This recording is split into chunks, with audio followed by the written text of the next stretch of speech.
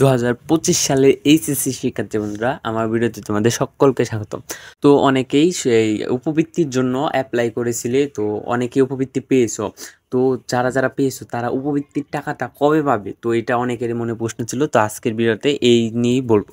তো চলো কথা না বলে ভিডিওটি শুরু করা যাক। আর তুমি যদি আমার চ্যানেল নতুন হয়ে থাকো, অবশ্যই চ্যানেলটাকে সাবস্ক্রাইব করে পাশে থাকা বেল আইকনটা ক্লিক করে রাখবে।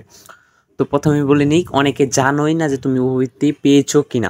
যারা অ্যাপ্লাই করেছে তারা কিন্তু বেশিরভাগ মানুষই পেয়েছে। তো এবার প্রায় 5 লাখ শিক্ষার্থী উপবৃত্তি পেয়েছে। তো অনেকেই আবেদন করেছিল, তাদের মধ্যে বেশিরভাগেরই উপবৃত্তি হয়ে গেছে।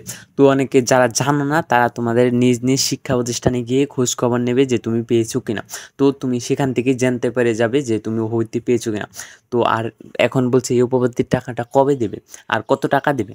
তো উপবৃত্তির টাকাটা এইবার কোনো একটা সমস্যার কারণে দিতে একটু দেরি হচ্ছে, কিন্তু তোমরা খুব শীঘ্রই এই উপবৃত্তির টাকাটা পেয়ে যাবে।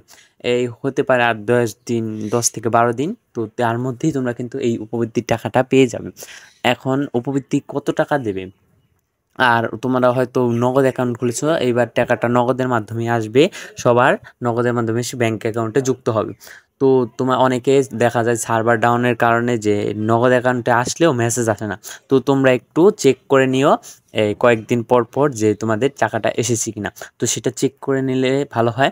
আবার অনেক বোর্ডে দেখা যাচ্ছে যে দেওয়া শেষ হয়ে গেছে, যেমন চট্টগ্রাম বোর্ডে দেখলাম যে উপবৃত্তি দিয়ে দিয়েছে 3,400 টাকা। তো তোমাদের বোর্ডেও যারা পাও না তাদের বোর্ডেও কিন্তু খুব শীঘ্রই দিয়ে দিবে। তো অনেক ক্ষেত্রে দেখা যায় তো মেসেজটা আসে না, তো তোমরা একটু চেক করে নাও। আর কত টাকা দেবে, তোমাদের মোটামুটি 5,000 টাকা পেতে পারো।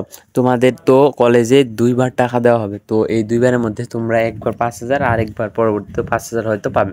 তো আপাতত 5,000 তোমাদের দেওয়া হবে, আর যারা দ্বাদশ শ্রেণীতে আছে তারাও 6,000 টাকা করে পাবে। তো তোমরা কেউ টেনশন করো না, তোমাদের খুব শীঘ্রই উপবৃত্তির টাকা দেওয়া হবে।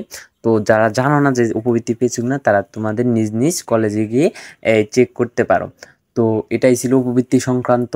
আর যারা ষষ্ঠ থেকে দশম শ্রেণী পর্যন্ত আছে, তোমাদের নিয়ে একটা ভিডিও বানিয়েছি, চাইলে সেটাও দেখে আসতে পারো। তো এই ছিল আজকের ভিডিও। যদি ভিডিওটি ভালো লাগে অবশ্যই চ্যানেলটাকে সাবস্ক্রাইব করে পাশে থাকা বেল আইকনটা ক্লিক করে রাখবে। তো আজকের মতো এখান থেকে বিদায় নিচ্ছি, আর ভিডিওটি সম্পূর্ণ দেখার জন্য অসংখ্য ধন্যবাদ।